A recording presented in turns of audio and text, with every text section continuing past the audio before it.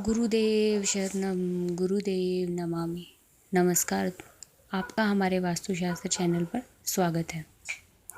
पिछले अध्याय में हमने व्यावसायिक प्रतिष्ठानों के वास्तु दोष निवारण के बारे में बात की थी और अब हम इस वीडियो में गृह निर्माण और उसके वास्तुशास्त्र के बारे में जानेंगे। वास्तुशास्त्र विश्वकर्मा देवता से संबंधित शास्त्र है। इन्हीं विश्वकर्मा ने सोने की लंका का निर्माण किया था। इन्होंने ही द्वापर युग में द्वारकापुरी बनाई थी, जिसने बाद में जल समाधि ले ली थी। वास्तुशास्त्र के नियम और भवन निर्माण की विधियां प्राचीन मुनियों ने अपने चिंतन व अनुभव के आधार पर प्रतिपादित की है। विश्वकर्मा से बड़ा वास्तुशास्त्री पूरी दुनिया में आज तक दूसरा नहीं हुआ।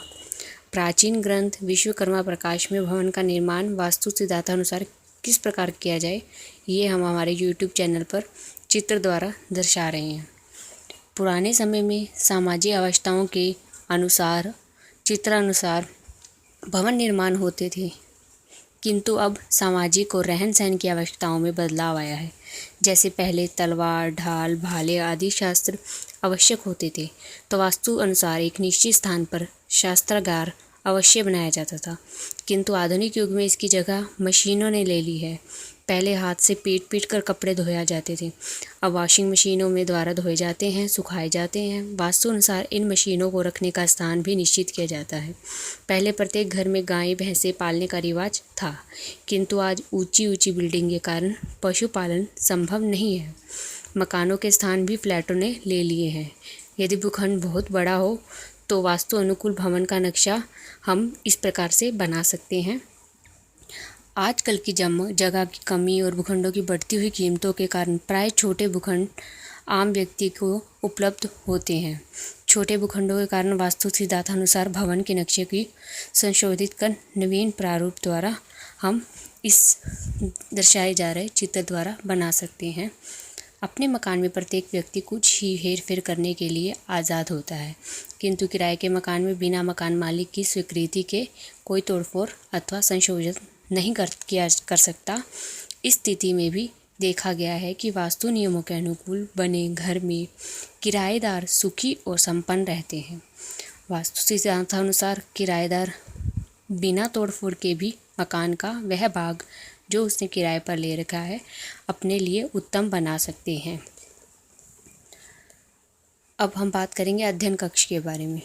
वास्तुशास्त्र के नियमानुसार अध्ययन कक्ष नैऋत्य कोण और पश्चिम दिशा के मध्य बनाना ठीक रहता है।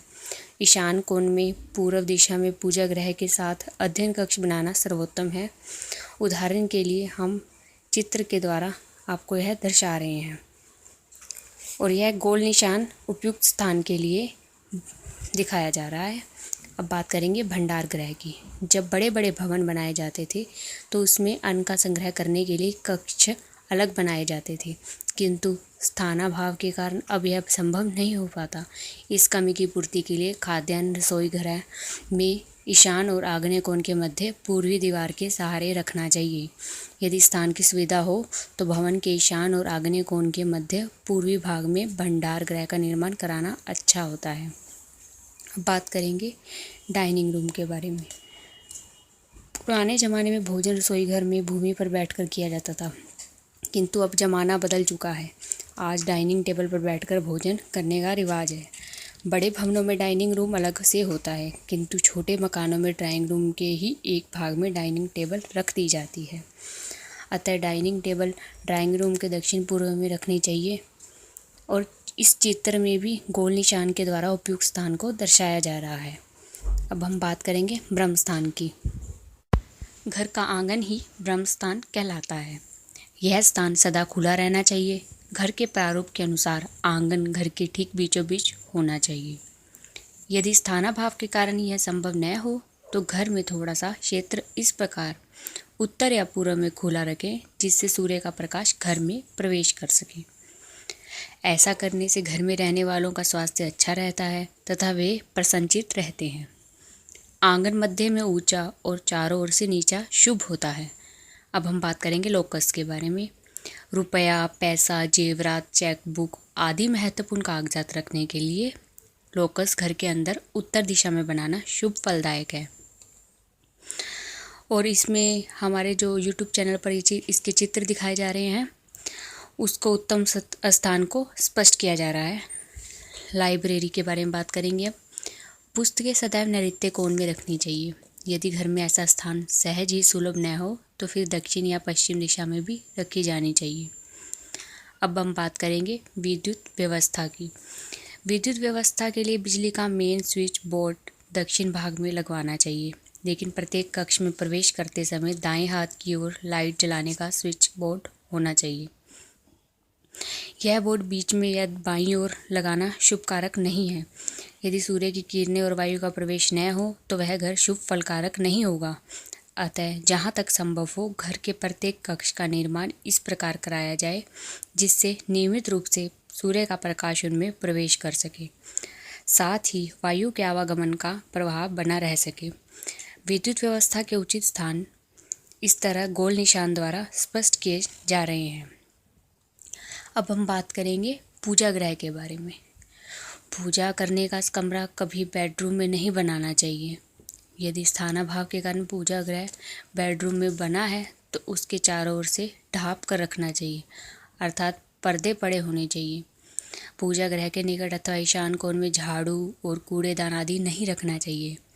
संभव हो तो पूजा गृह में झाड़ू पोछा अन्य कक्षों के झाड़ू पोछा से अलग रखें। पूजा गृह में किसी प्राचीन मंदिर से लाई हुई मूर्ति एवं अचल मूर्ति की स्थापना नहीं करनी चाहिए। पूजा गृह में हवन आदि की व्यवस्था आग्नेय कोण में करनी चाहिए। पूजा गृह की दीवारों का रंग सफ़ेद, हल्का पीला अथवा हल्का नीला होना चाहिए।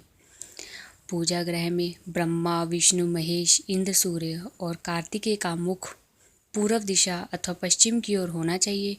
गणेश, दुर्गा और कुबेर का मुख दक्षिण दिशा की ओर होना चाहिए। और इस बात का ध्यान रखें कि मूर्तियां कभी प्रवेश द्वार के ठीक सामने नहीं होनी चाहिए। अब बात करें वास्तुशास्त्र की प्रसिद्ध विश्वकर्मा प्रकाश आदि प्राचीन ग्रंथों में यह उल्लेख मिलता है कि धन प्राप्ति के लिए पूजा सदैव उत्तर दिशा की ओर मुख करके तथा ज्ञान प्राप्ति के लिए पूर्व दिशा की ओर मुख करके करनी चाहिए। अतः पूजा गृह का निर्माण ईशान कोण व उत्तर दिशा के मध्य और ईशान कोण और पूर्व दिशा के मध्य कराना चाहिए, क्योंकि ईशान कोण का स्वामी स्वयं ईश्वर होता है। अब ये गोल निशान है, इस चित्र ये भी हमारे को उपयुक्त स्थान के बारे में बता रहा है। अब हम बात करेंगे किचन की। यह प्रत्येक घर का सबसे महत्वपूर्ण स्थान है। किचन में तैयार किया गया भोजन घर के प्रत्येक सदस्य के स्वास्थ्य पर अपना भरपूर प्रभाव डालता है। यदि रसोई गलत स्थान पर बनी हो तो मनुष्य को अपच की शिकायत, हार्ट अटैक की बीमारी, एसिडिटी आदि रोग लग जाते हैं। इसका कारण यह है कि पृथ्वी की चुंबकीय शक्ति, प्राकृतिक ऊर्जा का अधिकतम उपयोग एवं विज्ञान की देन के प्रयोग से ही वास्तुशास्त्र के मुख्य उद्देश्य हैं। रसोई में हमेशा अग्नि का प्रयोग अधिकतम होता है, अतः अग्नि के प्रयोग में अग्नि की खपत कम हो, इसके लिए पहले से ही अग्नि के वातावरण वाली दिशा या कोण, जिसे आग्नेय कोण कहते हैं, का प्रयोग करें। ऐसा करने पर कम समय और कम कृत्रिम ऊर्जा में प्राकृतिक आग्नेय ऊर्जा मिलकर खाना पौष्टिक बनता है, साथ ही गैस की भी बचत होती है। रसोई घर में चूल्हा केवल आग्नेय कोण में ही रखा जाना चाहिए। ईशान कोण में चूल्हे का रखा जाना वर्जित है। ऐसा करने से अर्थ हानि होती है तथा वंश वृद्धि रुक जाती है। यदि स्थान बदलना संभव नहीं है तो चूल्हा स्लैब पर रखें और स्लैब के नीचे पानी से भरा तांबे का एक बड़ा सा पात्र अवश्य रखें और रोजाना सुबह शाम इसका जल बदलते रहें। भोजन पकाने के बाद इस स्थान को साफ कर दें। आग्नेय कोण में लाल रंग का एक बल्ब जलाएं।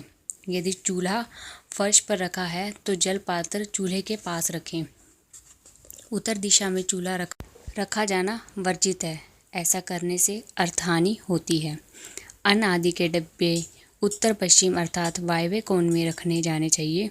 कोई भी डिब्बा खाली न हो, कुछ न कुछ इसमें अवश्य रखें। रसोई घर में पीने का पानी ईशान कोण में और उत्तर दिशा में रखा जाना चाहिए। खाना बनाते समय खाना बनाने वाले का मुख पूर्व दिशा की ओर रहना चाहिए। खाली एवं अतिरिक्त गैस सिलेंडर नैऋत्य कोण की ओर रखें। यदि वहाँ फ्रिज आदि रखना हो तो उसे दक्षिण पश्चिम और उत्तर दिशा में रखें। बेडरूम। खाना और सोना मनुष्य की नियति है, इसलिए घर में किचन के बाद दूसरा महत्वपूर्ण कक्ष बेडरूम यानी शयन कक्ष है। गृह स्वामी का शयन कक्ष दक्षिण पश्चिम कोण अथवा पश्चिम दिशा में होना चाहिए। क्योंकि नैऋत्य कोण पृथ्वी की स्थिरता का प्रतीक है, अतः इस स्थान पर शयन कक्ष होने से भवन में दीर्घकाल तक निवास रहता है।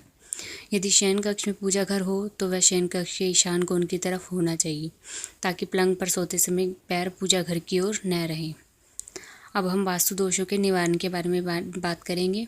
यदि गृह स्वामी को अपने काम के कारण अधिकतर घर से बाहर रहना पड़ता हो तो शयन कक्ष वायव्य कोण में बनाना उत्तम और श्रेयस्कर होगा।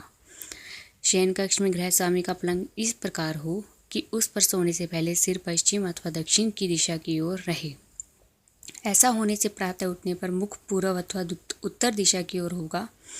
पूर्व दिशा सूर्य उदय की दिशा है, यह जीवनदाता और शुभ है, जबकि उत्तर दिशा धनपति कुबेर की मानी गई है, अतः प्रातः उठते समय उस तरफ मुंह होना ही शुभ रहता है। घर के बच्चों, अविवाहितों एवं अतिथियों के लिए शयन कक्ष पूर्व दिशा की ओर होना चाहिए, परंतु इस कक्ष में किसी नवविवाहित जोड़े को नहीं ठहराना चाहिए। यदि इस कक्ष में समागम होता है तो परिवार को आर्थिक और सामाजिक संकटों का सामना करना पड़ता है। यदि सोते समय सिर दक्षिण की ओर रखना हो तो पलंग का एक हिस्सा दक्षिण की दीवार को छूता रहे। यदि सोते समय सिर पश्चिम दिशा की ओर रखना हो तो पलंग का एक सिरा पश्चिम की दीवार को छूता रहे। सोते समय पैर मुख्य द्वार की ओर नहीं होने चाहिए, यह अशुभ माना जाता है, क्योंकि मृत्यु होने पर शमशान ले जाने से पूर्व शरीर को मुख्य द्वार की ओर पैर करके रखा जाता है। उत्तर दिशा की ओर सिर करके कभी नहीं सोना चाहिए। उत्तर दिशा में सिर करके सोने से बुरे सपने आते हैं। यदि उस भवन में एक से अधिक मंजिलें हैं तो गृह स्वामी का शयन कक्ष सबसे ऊपरी मंजिल पर होना चाहिए। पलंग शयन कक्ष के द्वार के पास नहीं होना चाहिए, वरना मन में अशांति और व्याकुलता बनी रहती है। शयन कक्ष में प्रकाश की व्यवस्था करते समय मुख पर प्रकाश नहीं पड़ना चाहिए, अर्थात लेटते समय मुख पर विद्युत प्रकाश नहीं होना चाहिए। प्रकाश की व्यवस्था सदैव पार्श्व या बाईं ओर से होनी चाहिए। शयन कक्ष में पलंग के दाईं ओर एक छोटी टेबल रखनी चाहिए, जिस पर आवश्यक वस्तु अथवा दूध पानी रखे जा सके। अब पलंग के सामने की दीवार पर प्रेरक व रमणीय प्राकृतिक चित्र लगाने चाहिए। आदर्शवादी चित्र आत्मबल बढ़ाते हैं और दाम्पत्य जीवन आनंदमय एवं विश्वस्त बना रहता है। शयन कक्ष का द्वार हमेशा एक पल्ले का होना चाहिए। पूर्व दिशा की ओर सिरहाना रखना वृद्ध व्यक्तियों के लिए उपयुक्त होता है। यह दिशा आध्यात्मिक चिंतन, ध्यान, साधना और अच्छी निद्रा के लिए उपयुक्त होती है। विद्यार्थियों के लिए पलंग का सिरहाना पश्चिम में होना चाहिए। पूर्वी तथा उत्तरी दिशा वाला शयन कक्ष स्वास्थ्य के लिए हानिकारक होता है। ईशान में आग्नेय दिशा वाले कक्षों में छोटे बच्चे के लिए शयन कक्ष का प्रबंध कर सकते हैं, किंतु बड़ों के लिए यह कक्ष सदैव वर्जित होता है। उत्तर दिशा में सिरहाना कभी भूलकर भी न रखें। बाईं ओर करवट करके सोना अत्यंत हितकारी है। पलंग को शयन कक्ष की दीवारों से थोड़ा हटाकर रखना चाहिए। तिजोरी कभी शयन कक्ष में नहीं होनी चाहिए। शयन कक्ष में पलंग के ऊपर छत में कोई क्षैतिज बीम नहीं होनी चाहिए। कपड़े रखने की अलमारी वायव्य कोण, नैऋत्य कोण या दक्षिण दिशा की ओर होनी चाहिए। ड्रेसिंग टेबल उत्तर दिशा में पूर्व की ओर रखनी चाहिए। शयन कक्ष में घड़ी पूर्व या पश्चिम की दीवार पर लगाएं। टेलीविज़न, हीटर एवं अन्य विद्युत उपकरण कक्ष के आग्नेय कोण में होने चाहिए। शयन कक्ष में अध्ययन करने के लिए टेबल, लाइब्रेरी, पुस्तकें की रैक आदि बेडरूम के पश्चिम अथवा नैऋत्य में होनी चाहिए। मेज, कुर्सी इस प्रकार रखी हो कि मुंह पूर्व या उत्तर की ओर रहे। इस तरह से अध्ययन करने वाला व्यक्ति प्रतिभा संपन्न होता है। शयन कक्ष के अंदर दीवारों पर कराया जाने वाला रंग व्यक्ति के जीवन पर भी प्रभाव डालता है, अतः शयन कक्ष के लिए रंग का चयन अपनी राशि, लगन और द्वादश भाव में भी जो बलवान ग्रह हो उसी के अनुरूप करना चाहिए। इससे उत्तम फल प्राप्त होता है तथा जीवन में सुख शांति आती है। निद्रा का प्रभाव एवं कुप्रभाव। मनुष्य को स्वस्थ रहने के लिए निद्रा लेना अत्यंत आवश्यक है। मानव जीवन पर निद्रा का पूर्ण प्रभाव पड़ता है। इसके भाव में मन में खिन्नता, आलस्य, कमजोरी, थकावट आदि का प्रभाव स्पष्ट दृष्टिगोचर होता है। मनुष्य का शरीर चुंबकीय तरंगों से प्रभावित होता है और स्वयं भी चुंबकीय तरंगें निकालता है, जो आकर्षण विकर्षण उत्पन्न करती है। मनुष्य का शरीर पृथ्वी के उत्तरी पोल की तरफ है। यह स्थिति उसकी जन्मजात प्रवृत्ति के कारण उत्पन्न होती है। यदि वास्तु दोष होते हुए भी आप शयन कक्ष में पलंग के उत्तर की ओर सिर करके सोए तो आप वास्तु दोषों से मुक्ति पा सकते हैं।